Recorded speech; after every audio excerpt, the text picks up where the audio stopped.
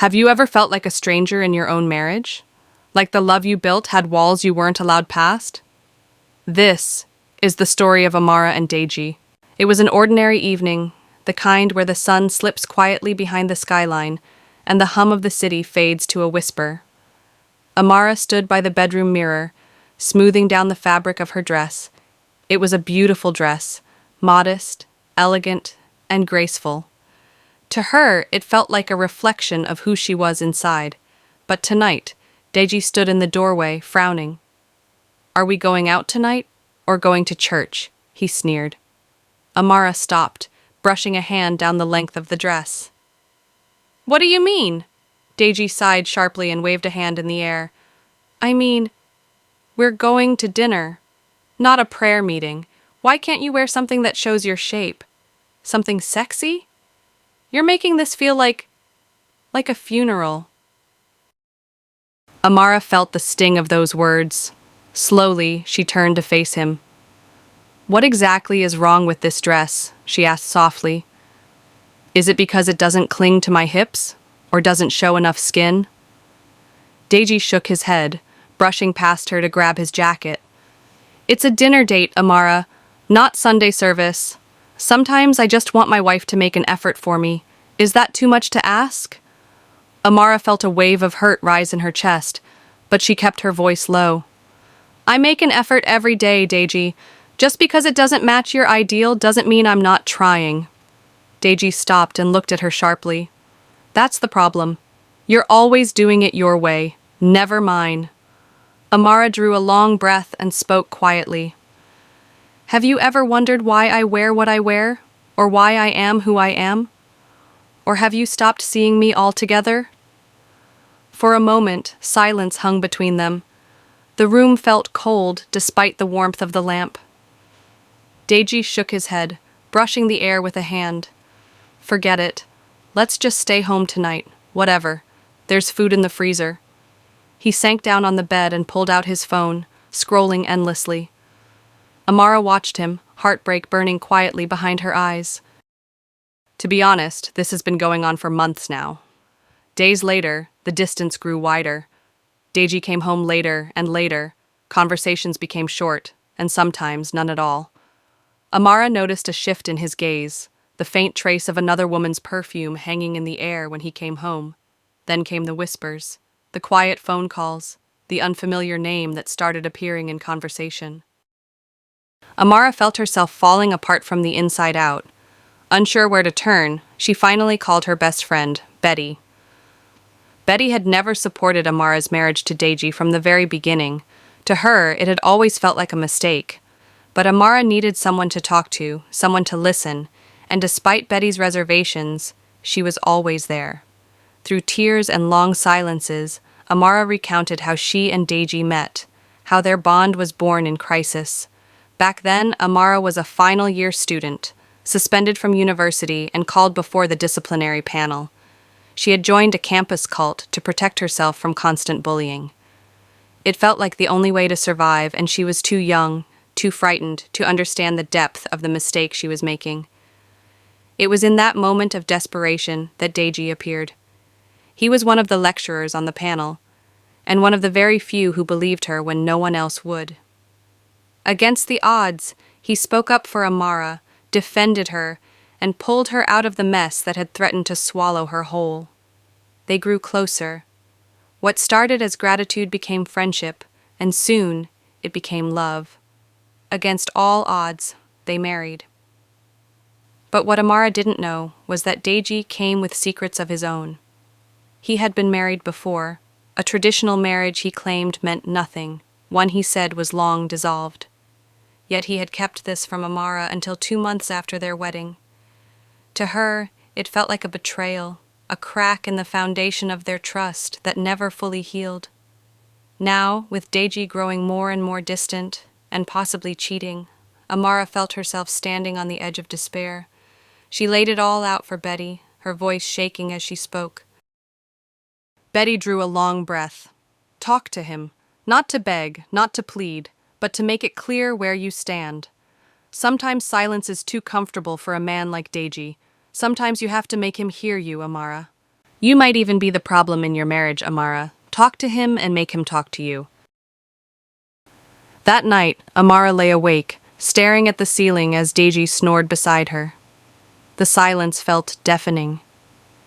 But deep down, she knew a decision had to be made. The man she fell in love with was no longer the man she lived with. The home she built felt like a house of strangers. With a beating heart and shaking hands, Amara promised herself one thing: she would find her voice. Whatever came next, she refused to be invisible anymore.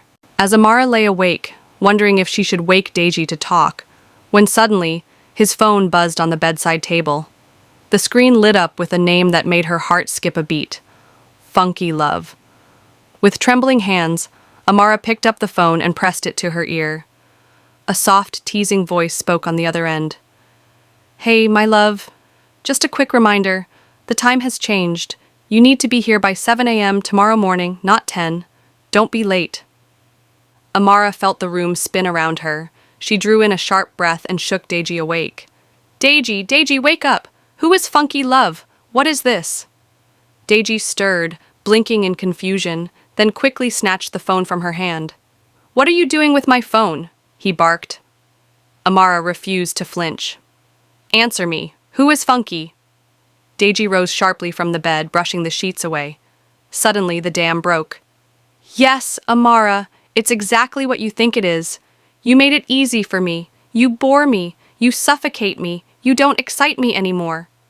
Amara felt the sting of every word, yet refused to step back. "So it's true? You have someone else?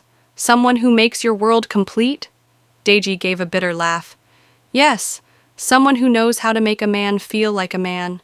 Someone who understands what I want. Unlike you." Amara felt herself shaking, but refused to cry. "Is this how you treated your first wife too, Deji? Is this the same thing you put her through? What if I were to do the same thing to you?" Deji spun sharply, voice rising. "Then go ahead. Do it. Do whatever you want.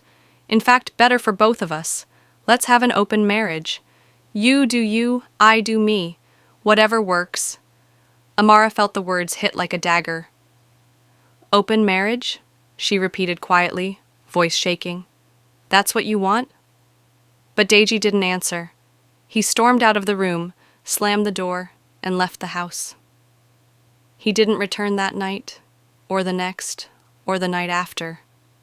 For 2 long weeks, Amara didn't see him at all. The silence in the house felt like a tomb. Yet deep within the heartbreak, a quiet voice rose inside Amara, a voice that promised one thing: she would no longer be invisible. Whatever came next, Amara was going to find herself, and this time she would never again accept a love that treated her as an afterthought. Days turned into nights, and nights into quiet, hopeful mornings. Slowly, Amara began to piece herself back together. The sting of betrayal still lingered, but it no longer defined her. The silence that once felt like a tomb became a space where she could finally hear herself clearly. In that quiet space, Amara discovered a voice she had long forgotten. The voice of a woman who still had dreams. The voice of a woman ready to rise. For 5 long years, Amara had been a wife first, and only a wife. Not by chance, but by design. Deji had made it clear from the very beginning that he didn't want her working.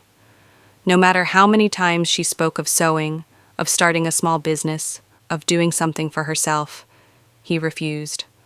Amara obeyed, hoping it would win his love, hoping it would foster peace. But now, peace felt like a cage, and obedience felt like a betrayal of herself. One morning, with a fresh cup of tea warming her hands, Amara found herself scrolling through Instagram. As her finger glided down the screen, an image stopped her. A post from Vicky James, the renowned fashion designer. The caption announced an opportunity, a free slot for learners, a chance for aspiring designers to join her workshop and learn the craft. Amara felt a spark in her chest, not a whisper, not a faint pulse, but a flame, a reminder of the woman she used to be, and the one she still could be. Without hesitation, she tapped the comment box and typed, Olugbea's daughter, please help me. She hit send before fear could steal the moment. And to her astonishment, hours later, a reply came. A reply that felt like a hand reaching out of the darkness. Amara was in. That was the moment Amara stepped across an invisible line, no longer defined by heartbreak, no longer bound by silence. She was going to learn, to create, to reclaim herself. Meanwhile, as Amara was quietly finding herself, Deji was living a very different story. Gradually, piece by piece, he began to move out of the house. At first, Amara noticed one shirt gone from the closet, then another, a suit, a pair of shoes. Day by day, Deji's belongings disappeared until one evening, the closet was almost bare. Amara felt a lump rise in her throat. She called Deji. No answer. Sent a message. No reply. Hoping for some clarity, she went to speak with his mother.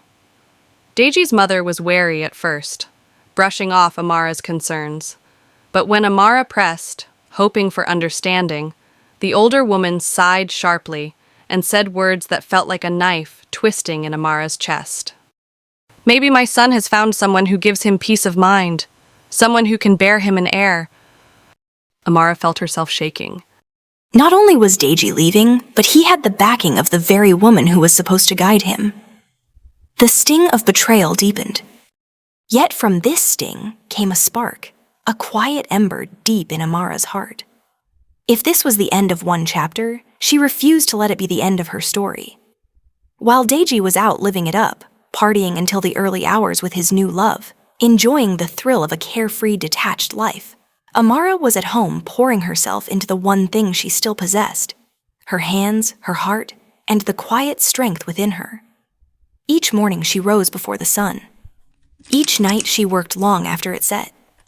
At first, the sewing felt like therapy. Then it became a statement that she was more than a wife abandoned and more than a woman defined by heartbreak. Slowly, steadily, Amara began to piece herself back together, stitch by stitch, design by design. And soon, the quiet hum of her sewing machine began to draw attention. It wasn't long before Vicky James, the renowned fashion designer herself, noticed Amara's work, noticed her consistency, noticed the resilience stitched into every garment. What started as a humble free slot in a workshop began to evolve into trust, mentorship, and opportunity. While Deji was out chasing moments that promised happiness, Amara was creating a future that promised belonging. And deep down, she knew this was only the beginning. One thing about growth, it never comes quietly. It begins in the shadows, but eventually demands light. People had started to notice Amara, not just for her skill, but for the calm way she carried herself. Clients would smile a little longer in her direction. Some whispered when Vicky wasn't looking. Then they started approaching her, quietly, behind closed doors. Amara, a beg? You fit sew this cloth for me. No be say I no like Vicky work but her price stay high. I go pay you well. It was tempting. After all, she had nothing. No savings, no safety net. A single custom job could pay for a month's meal. But each time, Amara politely declined. I'm here to learn. I can't take what belongs to my boss, she would say with a small smile. At first, she didn't think much of it. But then, it kept happening. Again and again. And each time she said no, she felt her conscience remain clean. But her spirit felt like it was trying to speak up. Then one day, Amara summoned courage.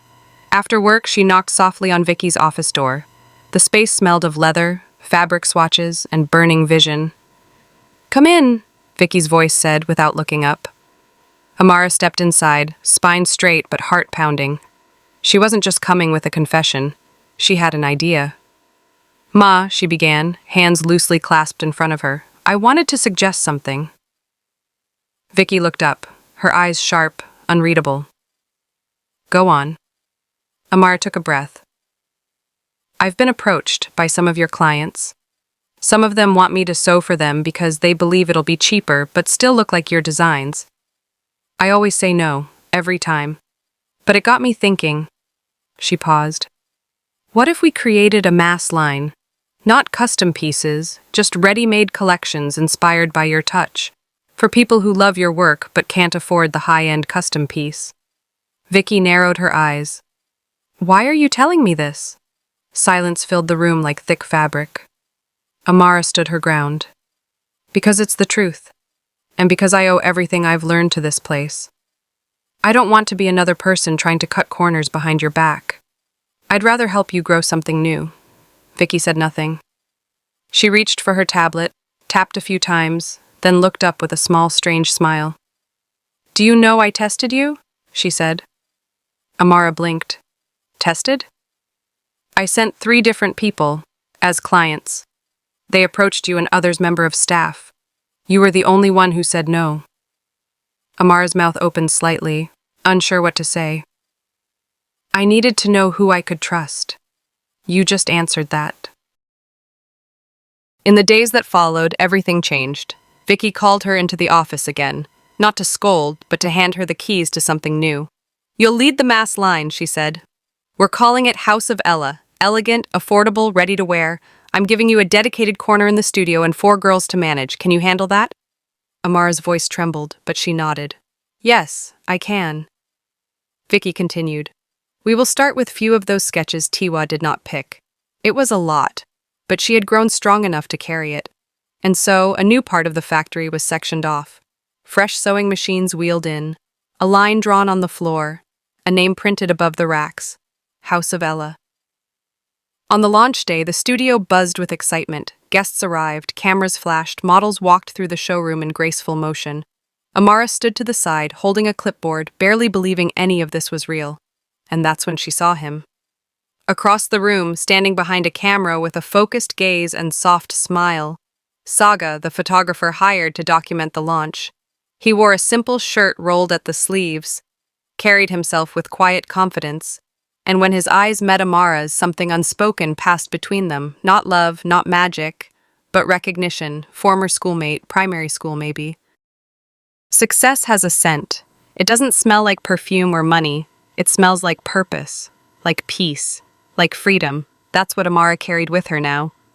What started as a whispered idea in a quiet workshop had become something no one saw coming. House of Ella took off like wildfire. From the very first day, customers came in waves, not just for the designs, but for the feeling the clothes carried. Elegance, style, and purpose. Soon it wasn't just women walking in. Men came too, buying gifts for wives, mothers, sisters. Then came the children's line, little matching dresses with delicate bows, soft regal caftans for boys. The walk-in store was always full. The website? Crashed twice in 1 week from traffic overload. What was once just Amara's healing project became a movement. And Vicky James? She knew a good thing when she saw one.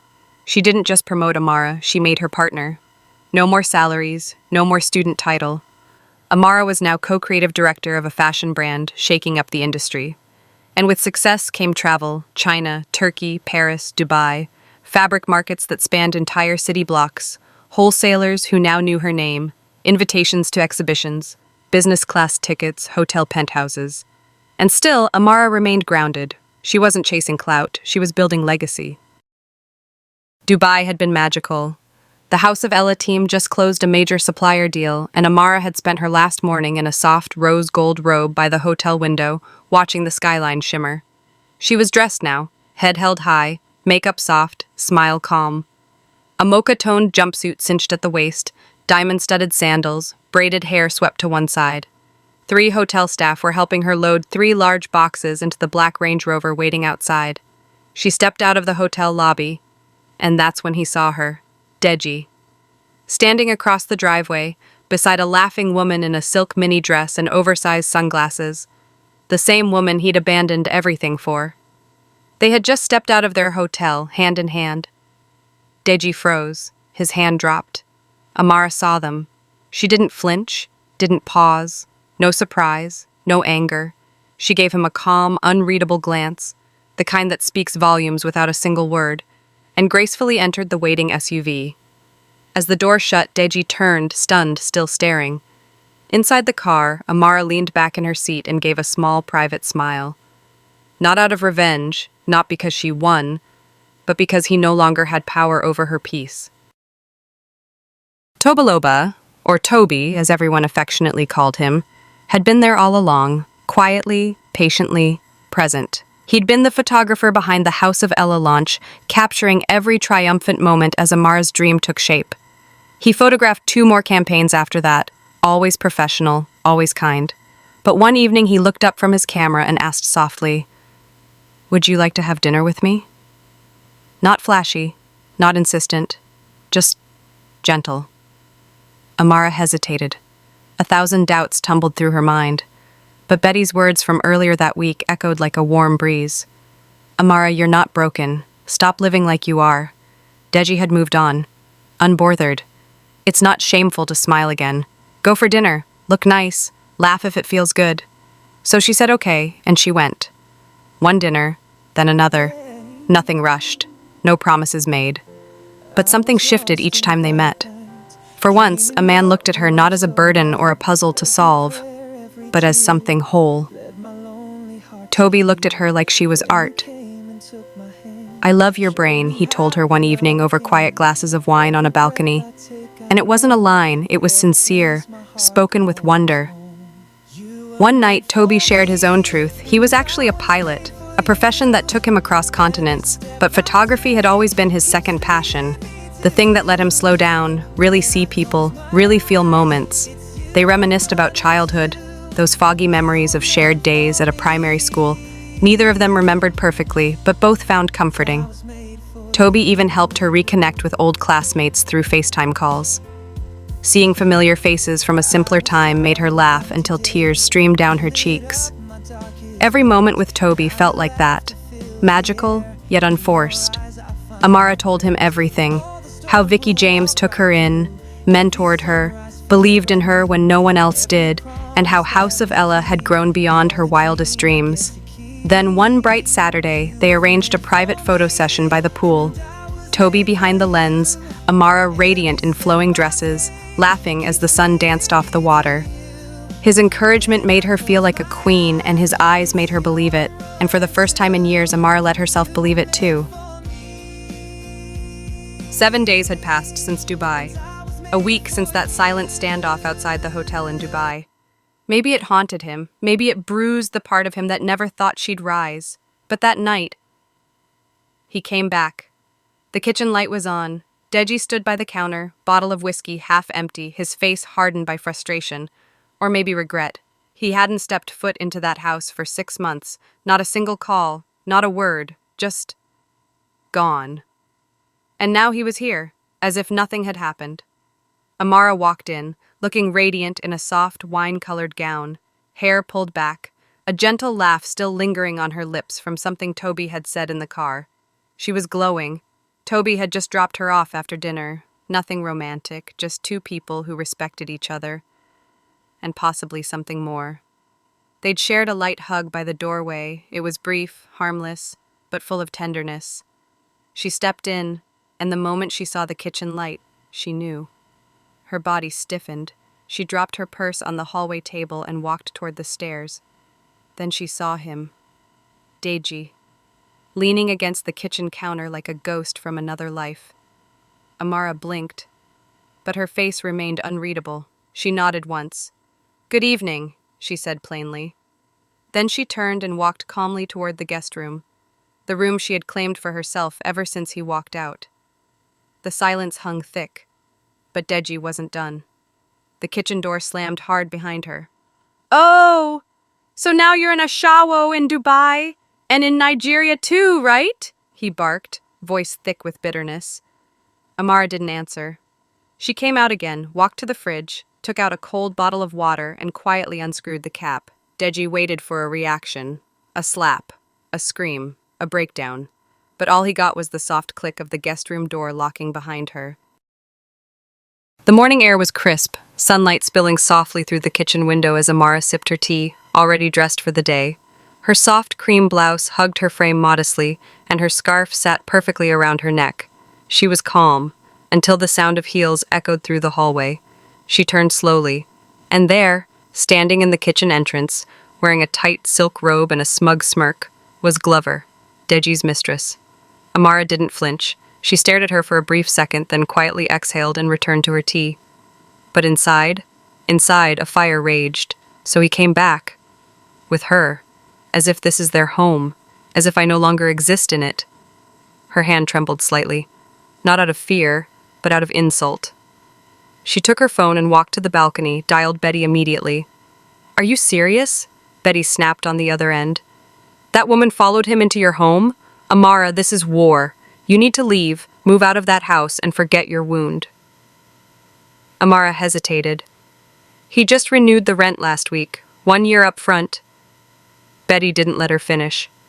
"Then let him enjoy it with his concubine. Find peace elsewhere. You're no longer who you used to be. Find a condo near work and walk away." Amara was quiet for a long moment, then finally whispered, "Okay, I'll move." That evening, frustration weighed heavy on Amara's chest. Her house felt like a stranger's space, silent and suffocating. Betty was out of town, and the thought of sitting alone with her anger was unbearable. So she reached out to the one person who had come to feel like peace itself, Toby. They met at a rooftop restaurant in Victoria Island. The air was crisp, the city lights sparkled across the lagoon, and the quiet hum of Lagos at night made the moment feel almost surreal. The warmth of the food was comforting, but it was the safety in Toby's presence that allowed her to finally let her walls down. For the first time, she told him everything.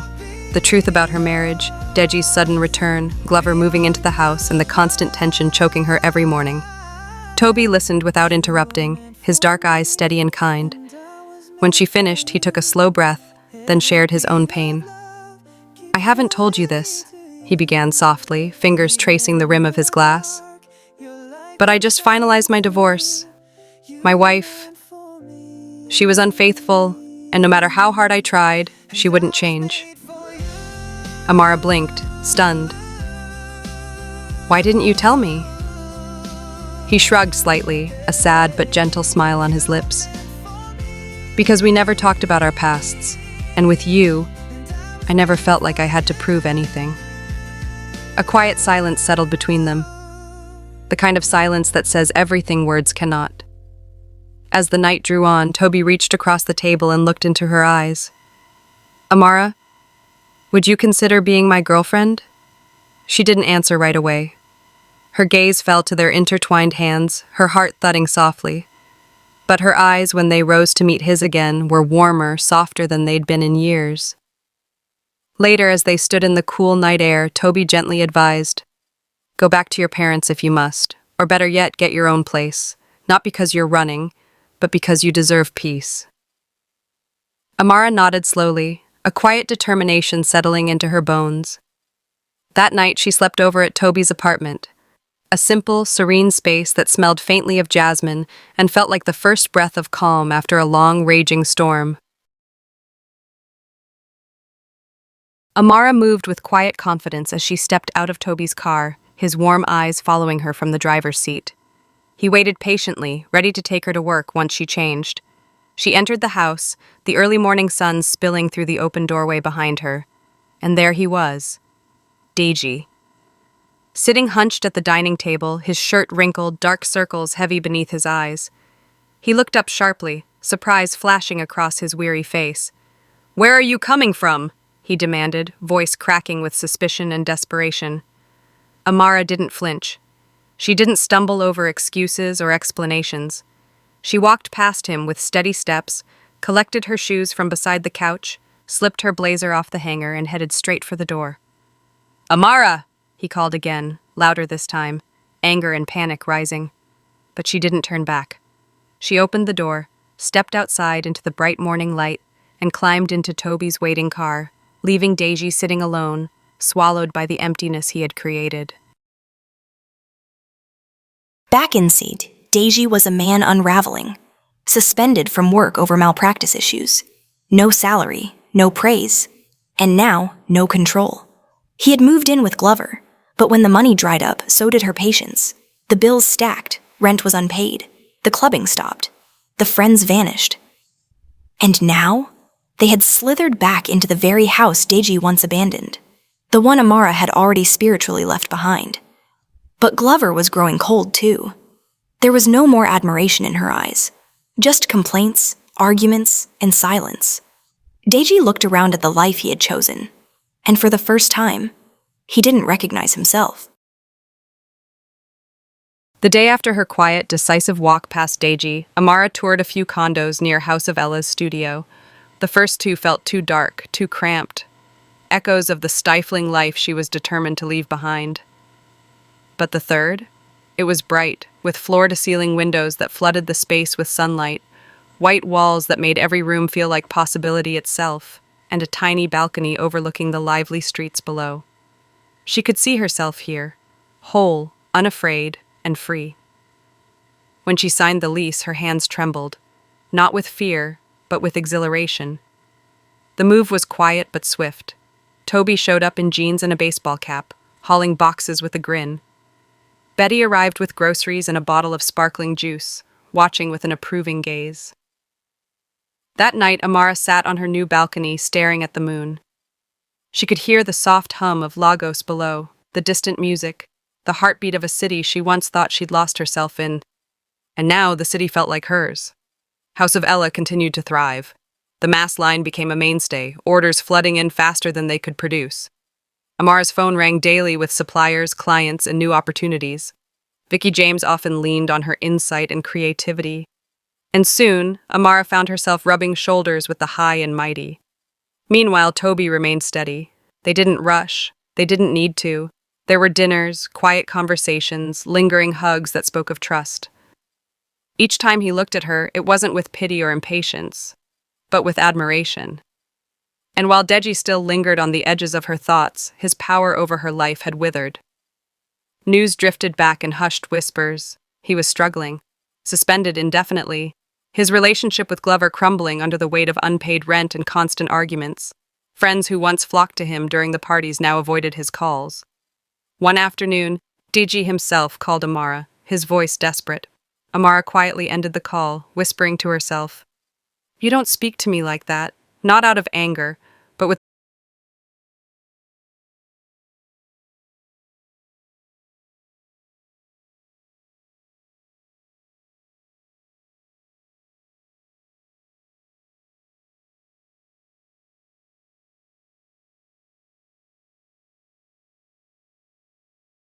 steady as stone." Deji, desperate and unraveling, turned to his mother. He sat slumped in her sitting room, voice bitter and sharp. "Can you imagine?" he spat. "A girl I pulled from misery, now acting like she's the lord of the world. Who does she think she is?" Deji told the mother that Amara already moved out of the house. His mother listened quietly, then picked up her phone and called Amara. The call went unanswered. Frustrated, they went together to Amara's parents' house. But the moment they arrived, her father stood firm at the door, his face a wall of calm authority. "I never supported the marriage. It was Amara's mother who convinced me to give his blessing. But now, after what you've done," he shook his head, "marriage is between a man and a woman. I have nothing more to say." Unable to find Amara's new address, Deji's mother resorted to the one place they knew they could reach her. They have been seeing her on the media, her workplace, House of Ella. By then, Amara had already filed for divorce on the grounds of abandonment, but yet to serve Deji the court document. When Amara stepped into the lobby that morning and saw her mother-in-law waiting, rage flashed in her eyes. Words were exchanged, voices rising, emotions raw, until the commotion drew the attention of Vicky James herself. Vicky emerged with her usual poise, but her eyes were sharp with protectiveness. She invited them into her office, offered them seats, and listened carefully. After a quiet moment, she turned to Deji's mother with a cool but polite tone. "If you want reconciliation, it's your son who should be here humbling himself, not you. I think it's best you leave now." The following day, Deji himself stormed into House of Ella, his presence dark and overbearing. Amara felt her heart pound as he barked out an order. "Meet me in the car, now." She walked calmly to her office instead, retrieved the sealed divorce summons she had prepared, and stepped into the parking lot. Approaching his car window, she held the envelope out with a steady hand and locked eyes with him. "You wanted an open marriage, Deji?" she said evenly. "Here it is. Complete freedom. Now you can open your life, expose it, and maybe find your peace.